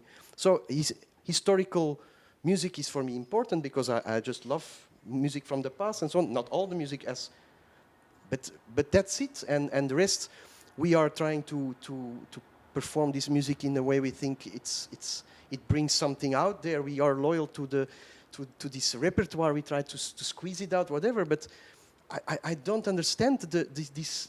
In fact, I don't get it. What does it mean, historically informed? As if accumulation of information would lead to good performance. I don't see that at all. On the contrary, some of my singers who are the less informed are the best performers. And I leave it like that. I try not to put any information of them, because I know I ruin it. Often when we make decisions, we ruin it. So sometimes you need not even to make, or you need them to include this non-decision making, maybe. And think like, So I don't see at all that idea that before it was mainstream and they didn't know what they were doing, romantic orchestras, big, and then we know what we are doing. I think we even know maybe less. Oh, we definitely don't know what we're doing. That's and that's the way to work. We don't know what we are doing, and we have to be aware that we don't know this. And all this information to accumulate. I love to read musicological articles. I mean, I do nothing else than that because I am attracted to reading about history. But to claim it's not that makes you a good musician, huh? No, I see no link between that. So I think it sorry to add one more thing. I think it becomes a pretext and a vehicle. We talk all the time about this historically informed performance, but what is it about? I think it's a very important point that you make, that it's not to be historically or culturally informed, as I would call it for myself, that is going to make you a good musician, that is worth to be mentioned as a category that leads up to good musicianship. I think that this is a very important point to make, and it connects, but yeah, to what I said before. It's good to be informed about many things, and for many reasons it's good to be informed in life in general and about the things that interest you most in particular. But you always have to make decisions, and decisions, sometimes unconscious decisions, about how to deal with the music in case, and there's no one-to-one relation. I mean, I had it on an exam recently with a student. Well, I mentioned it in my talk when I asked, why did you do that this way, the way you did it? Just as a question, you know? Just the answer was because Kwan says it. And this is the worst possible answer that you can give. I mean, it's good to know, I think it's interesting to know what Kwan writes. For many reasons, it's interesting to have read that. But why do you decide to do what you do? And if the reason is, I don't know, that's what I felt at that moment. This could perhaps also be good. People in their own time, did they read Quant? Do you know that? Yeah. I mean, there are definitely. These things were not written just for nothing. I mean, if you see how Forkel, for example, refers to Carl Philipp Emanuel Bach, that was written almost 50 years before. They refer to each other, that's for sure. But these are normative sources. It means it's pedagogical. It's in fact descriptive sometimes, prescriptive in other times. It's just part of the musical culture of that time, huh? Yeah. It's part of the musical culture, and this is, Benjamin, probably your biggest problem. That indeed it's only from the later part of the 15th century that we have information written to dummies like us. I don't see it as a problem. Actually. No. I had the same response once from Pedro Memelsdorf. You are a grave digger. Yeah, Pedro Memelsdorf answered the same thing to me once. When I asked him, how do you deal with the absence of sources? And is that not a wild card that you have chosen? And he said, well, perhaps it was a bit. I would like now to maybe turn the conversation a little bit to something Daniel started mentioning yesterday, and that's the role of music at all. I don't want to say no hip, I'm afraid, but of us as musicians in society, and in terms of how can we be maybe a moving or a little, the first pebble in the river that changes the water a little bit, that maybe some sort of change can come, because obviously the financial system of the music world is upside down. It's an upside down pyramid. It will keep working, but not to the benefit of the people that actually do the work. And then also sociologically and psychologically, and all the things that connect to it. Would you like to start, Peter? Or? There's my good friend Mark van Scheewijk recently gave me the title of a book he read and that he also studied. And it's written by the French philosopher Michel Onfray. It's called Théorie de la dictature. And it has nothing to do with music, but Onfray, in his book, describes all the mechanisms that will lead to dictatorship and all the things that in society you have to get rid of, you have to kill for reaching that goal, for implementing dictatorship. And he does that in 7 points, actually, that he treats. And then with particular moments, as he calls it, actions that you have to do within these 7 main points. It has to do with to destroy history, to create national identity, to kill individuality. But I mean, I'm saying it much too general now. It's really very analyzed. And when reading that, of course, you see the similarities to what is happening in the world today in our capitalist society. But also what was so amazing is to see that so many things that we do in the world of early music, and now from now on we have to make this music, make this movement every time we talk about it, can counteract all these things. And that really reinforces in me the belief that if there is anything that from if there is already an hour, but if there is anything that we could do, it's to stimulate active interest in otherness and in diversity, and in because that could potentially contribute to a more equitable and definitely more empathetic world. And for me personally, it's probably a little bit, how do you say that in English, a circular reason, because it's my own fascination with otherness that made me do what I'm doing now. So now I'm sort of confirming it with a big shot theory. It's not very honest, but I think that this could be a function that we have to keep stimulating and to go away from all kinds of absolute truths, from established ways of doing things, but create a world in which everything can be questioned again, can be looked upon from different sides. This is what we could try to foster, I think. At least that's what I'm trying to do when I teach and perform. Well, I think that I mentioned earlier this kind of North Korean mindset of the happy people who are always well and always grateful for everything they have. And in music, in classical music, I see that as being the world of the student who receives the score, so some edition, puts it on the music stand and just throws themselves against it for months or years until somebody says it's good enough, and then maybe being allowed to participate in a competition where somebody else will say it's good enough, and you just keep going through the various. That's the good case scenario. Gateways, that's this sort of which Daniel very, very beautifully described as a kind of police state mentality, and I think what you're talking about is that. Instead of just receiving the score, throwing it on the music stand and plunging in and hoping for the best, that there's an attitude there of, what is this thing I just received? And why am I playing it? And why me and not someone else? What does my instrument or my voice have to bring to this piece? And what's it actually about? And where did the text come from?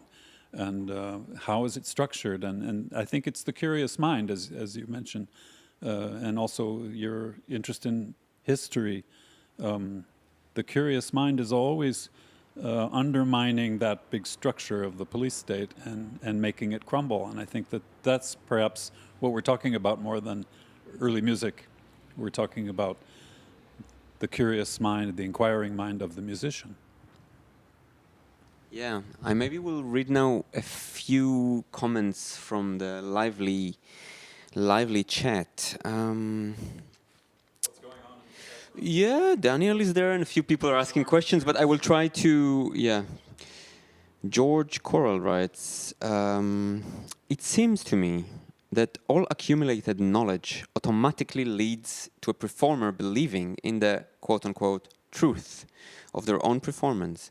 Perhaps that is what we aim for in hip or even in any style. It gets problematic when a performer believes in the persuading quality of his or her performance, but other, also informed people, do not find that product persuading. That's an interesting, actually, persuading, sorry. That's exactly the thing, that in the end it's like you say tomato, I say tomato, and I don't want us to go down to in this path actually, because this is really a matter of taste. Did I like the concert, or did I not? It changes from day to day, month to month, year to year. Yeah, absolutely.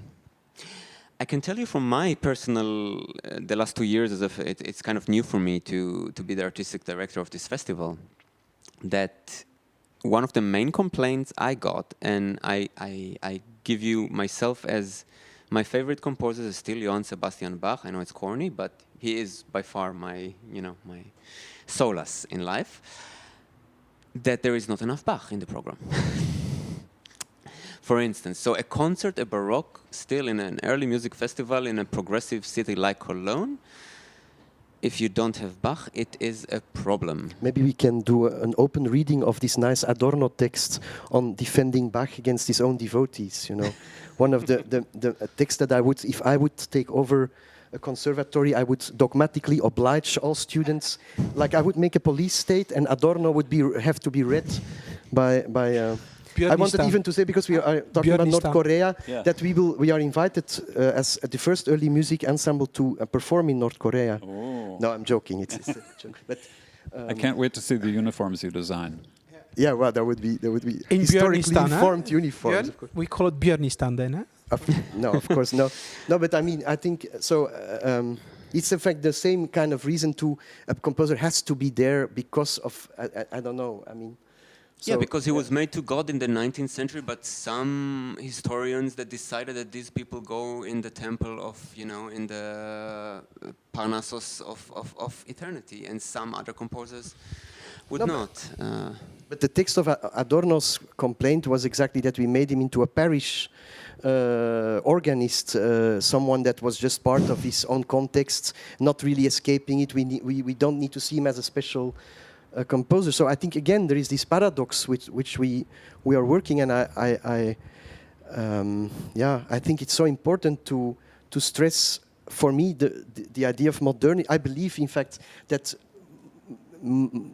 music that we are performing, this early music, it's modern music for me, even if it's from the 12th century. Yeah, I mean that's kind of the Richard Taruscan thing, right? Exactly. Yeah, absolutely. We're the worst modernists, actually.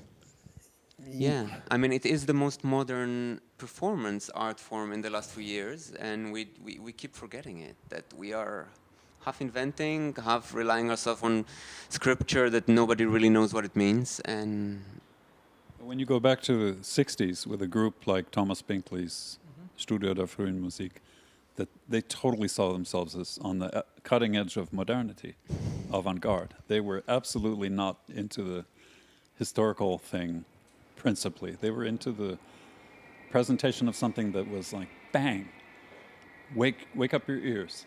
And I think in the context of the 60s, we listen to their performances now and we think that's quaint or whatever. But in the context of the 60s, it was really something revolutionary.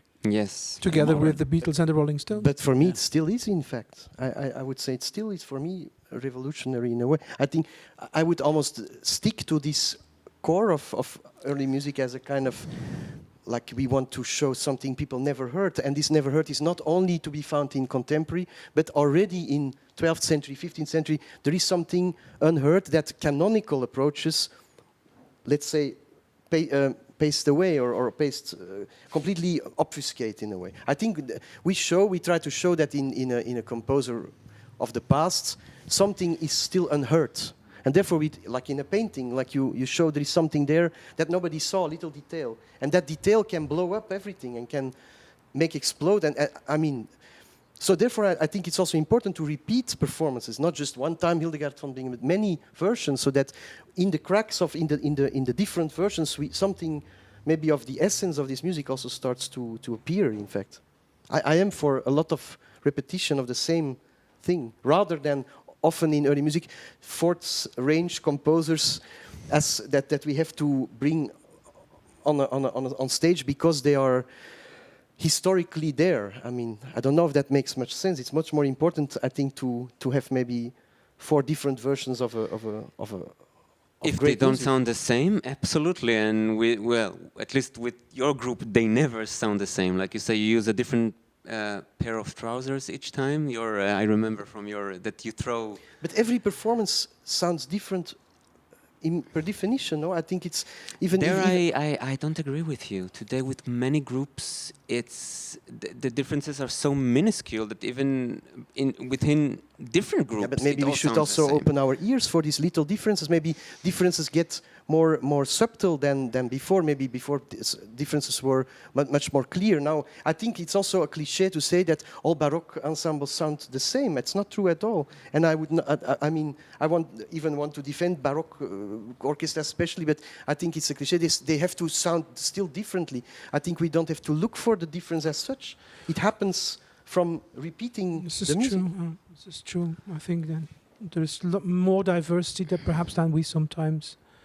I'm not so convinced by that, because if you do a blind test of a very famous Baroque piece, let's say you sample something on Spotify from different main hip ensembles, I'm not sure you would be able to tell that this is right now Akamus, and this is Concerto Köln, and this is Collegium Vocal Gent. I'm not sure that you could tell the difference.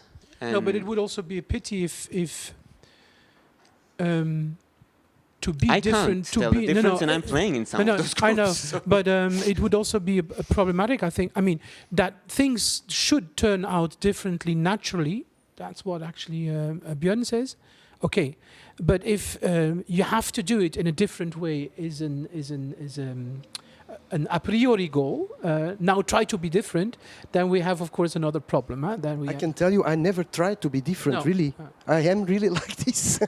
This is why it's convincing. But I'm sorry, people sometimes say that what we try really to different, but I work 20 years, 25 years with the same people, and it's our path that we are trying to do, and we stick loyally to what we think that works, and it's absolutely no idea to. I think I'm in this sense almost like rather in a conservative way, just going on the same path, repeating all. I love that idea that you have to hammer all the time on the same nail. Are we not all doing that? We just hammer, and if maybe sometimes a really great nail comes out once in 10 years or something, but for the rest, that's why would we all the time? We stick to what we want to, what we think is important. I don't know. Absolutely. I would like now to ask people in the room if they have some questions or they want to add to the debate. You should speak, and I will say, because they are not disinfected. So just Okay. I will. I don't really know where to start. If I need to repeat your question, just try to be somewhat Okay. concise. Because it's getting a bit boring, people are falling asleep. I would say that for me, most of what Daniel Leech-Wilkinson said, I found it was complete bullshit. So, Let me start with that. Roland Wilson, I'm not sure you can hear him. He says that what Daniel Leech-Wilkinson yesterday in his talk said is complete bullshit, end quote, largely. He gave us an example. Various Shakespeare productions with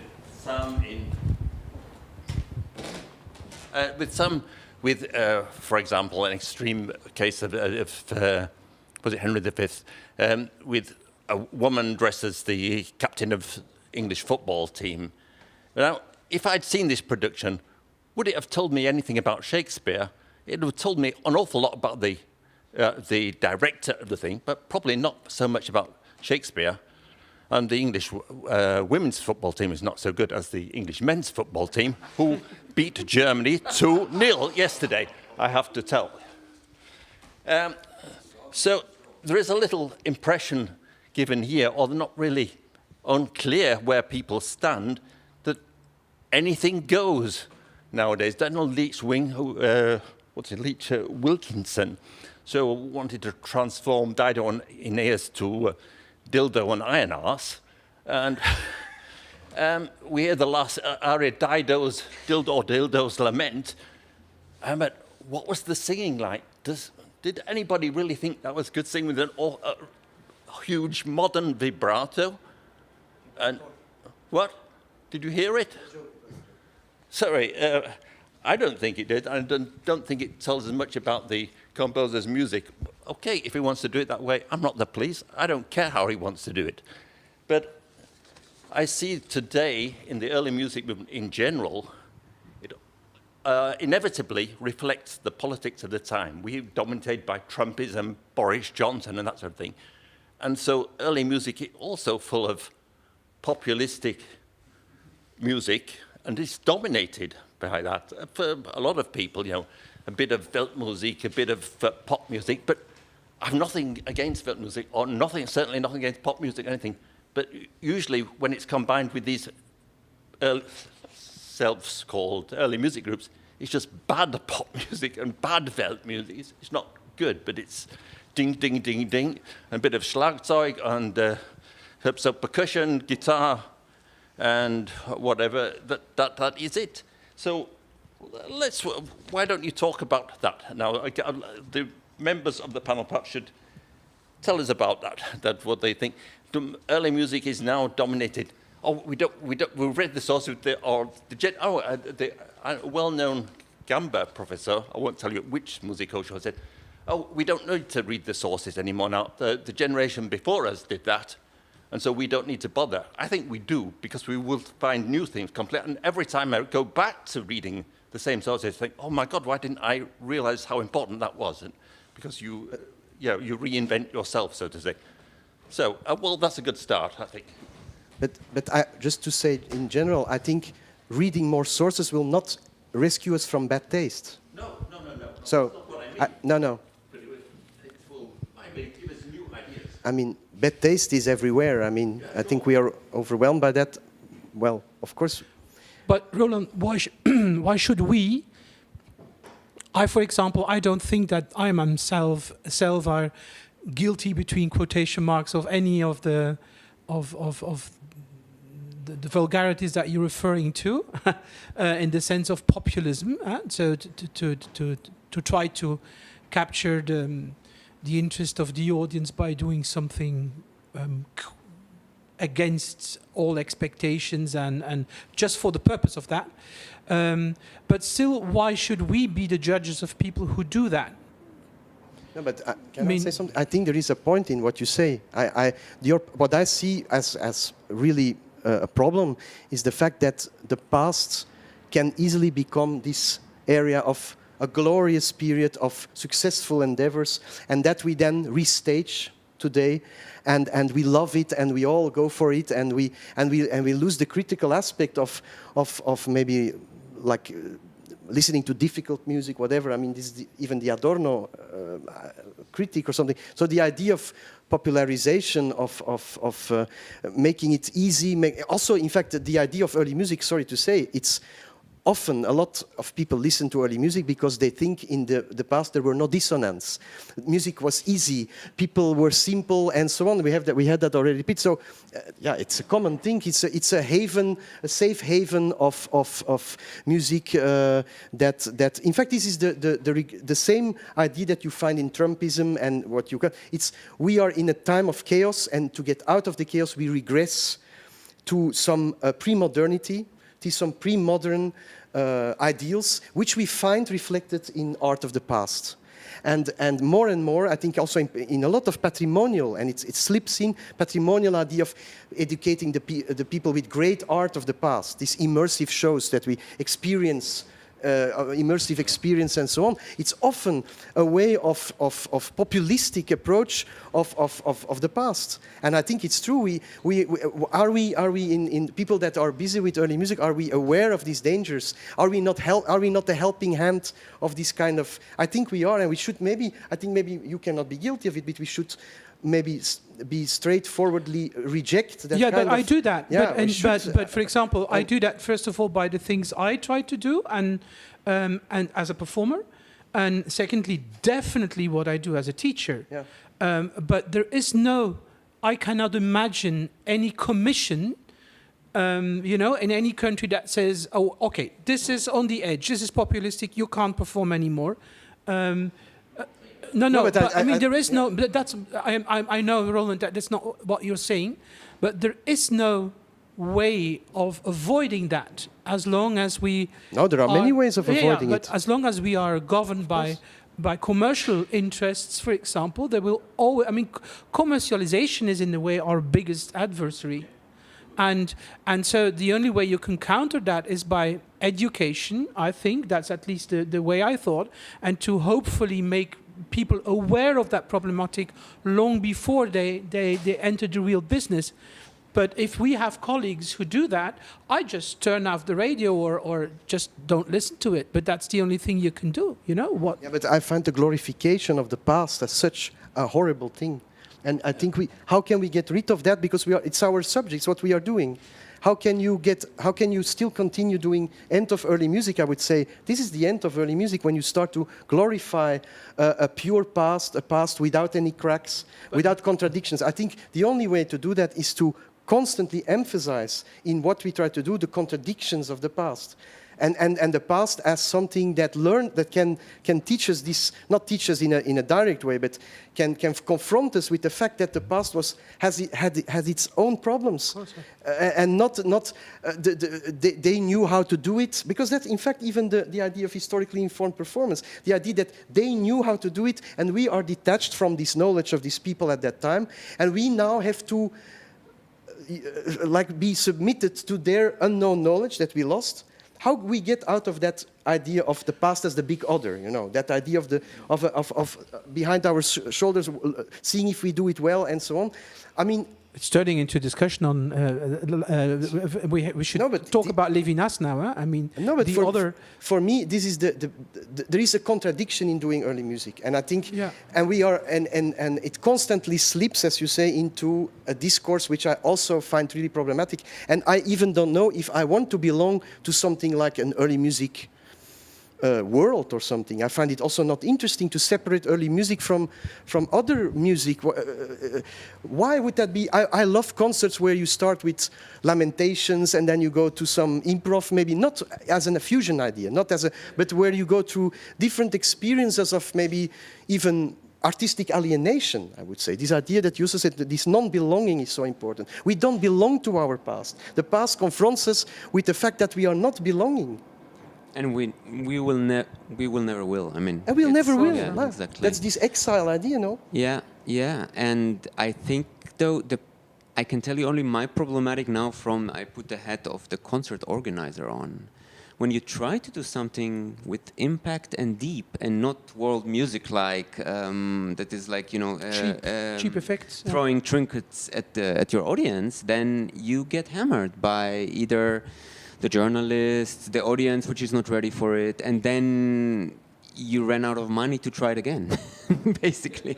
So it's a very tricky path that I think Peter gave the answer to, and also Daniel yesterday. It has to start from music educational institutions, like to teach it in a different way. Why isn't there a philosopher in every hip department? I think also that organizers should not always underestimate the public. It's always like, the public is a very heterogeneous entity, but exactly because of that, we never know what they are up for. This is true. We call them public, but they're actually a bunch of individuals that never met. Yeah, let's not believe these managers that make already to say a public of today in Köln of today needs this and that. Let's try to be avant-garde and let's try to make something that for a public maybe to come. Let's create also a public. Let's what you say, educate the public, and create it and attach people that. My experience is that the public are the easiest ones to convince. It's the concert organizers are more difficult to convince because probably, I mean, now you know it for yourself because you're linked to all other kinds of. I think it's not. Yeah, the problem is this vicious circle. It's like the snake that bites its own tail, and you don't know. There are so many parameters that you need to. Luckily, here in zamus, we are less bound to such things because we are very generously funded by state and institutions that actually strive for quality and give us the free range to do some experiments. I mean, I'm not saying that your concert yesterday was an experiment, but it's not the easiest concert to sell, actually, to put it on a very dry, I'm sorry, it's not a nice thing. I thought always that Grand Lavoie sells like hot cake, so... It did, actually, yesterday. No, but we did, yeah, we have a free range to try things, like our concert tomorrow, which is a complete social, psychological, early music experiment that hopefully will succeed. Are there any other questions from the room that anyone would like to ask? I kind of stopped. Stanislav, please. Probably not a the question just... Just speak out loud that people behind you. Okay, yeah. So I will try to advocate a bit of conservatism because we are speaking about...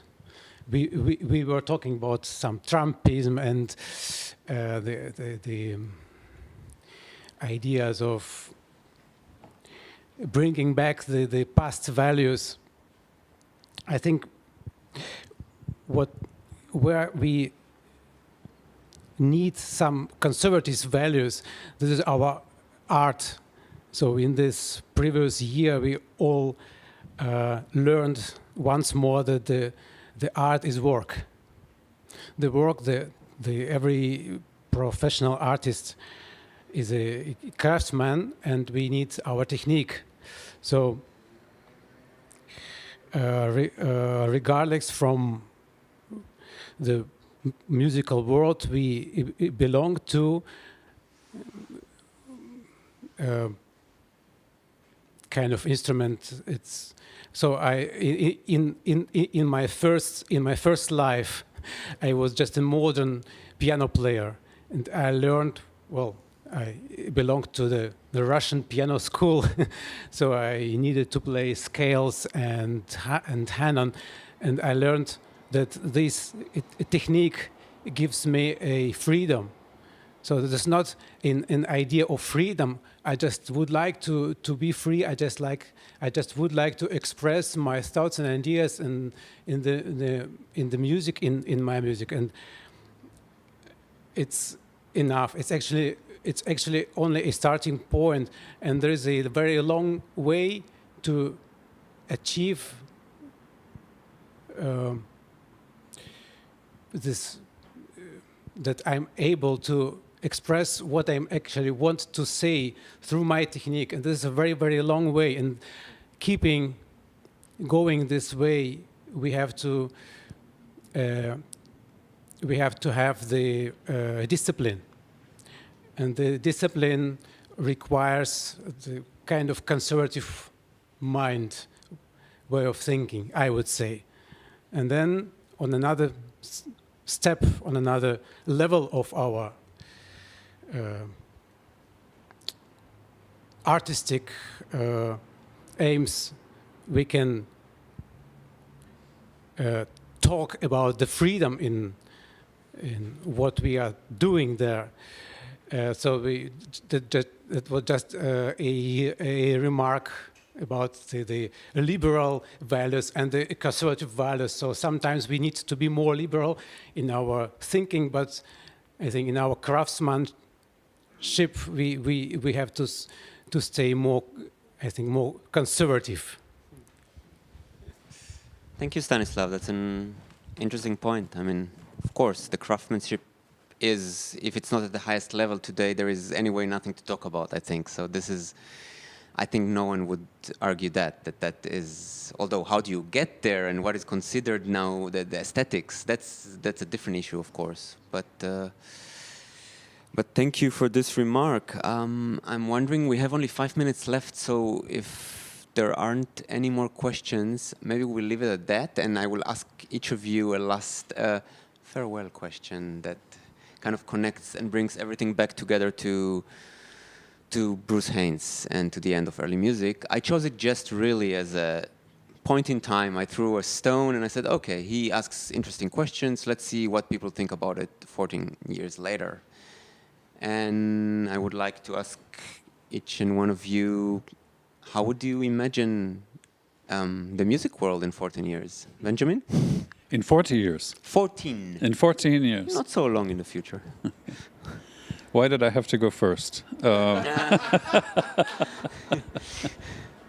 I think in 14 years, either the whole system is going to break down, and it will have to also the way COVID worked on people's brains, it's reset people's priorities about how they want to spend their time and how they want to focus on music. And so in 14 years, the whole idea of early music may be completely turned around into something else, or it might rigidify and become something even more that we don't like.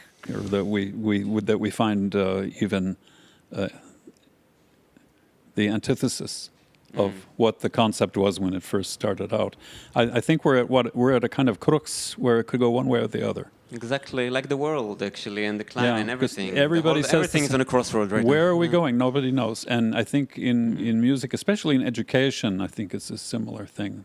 It could go this way, it could go that way. And nobody's able to tell us. And we don't have any fearless leaders who are charting the future for us. No, but we're going to have one. Well, for instance, okay, what if, Björn, what if people said, what if the Flemish government said, we're going to give you 150 million euros and just make the music school of your dreams?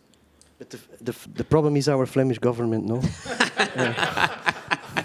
I would never, well, let's not talk about it. But Okay, if Jeff Bezos came along and said, I'll give you 150 million, make the music school of your dreams, no limits, what would you do? I think it would be a disaster, to be honest. Even a bigger disaster. I don't know.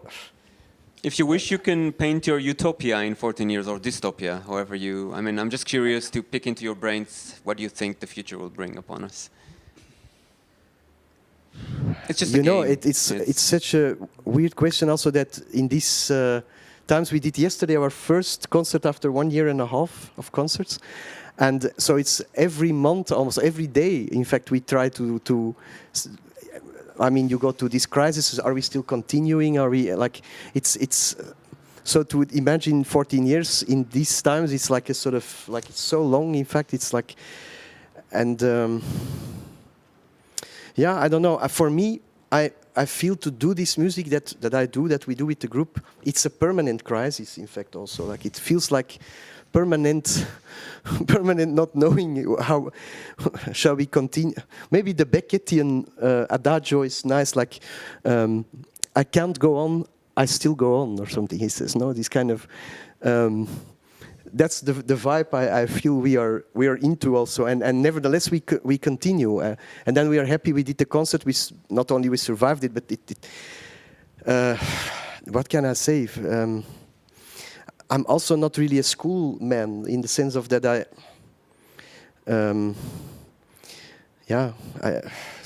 maybe you should be. It was the joke, of course, of this, that I would take over this. I made that joke already in Basel, no? So that was my what can I say? I'm a little bit out of words, or. Yeah. I got you out of words. That's already an achievement for me. So, Petter? No, it's difficult to say, of course. We don't know. I can say what I dream of, and of course it's a much more diverse musical world with people who are open to it and express to it, and we find a way of making a music industry, because it's not.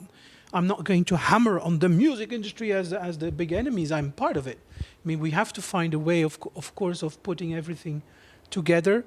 But that perhaps, the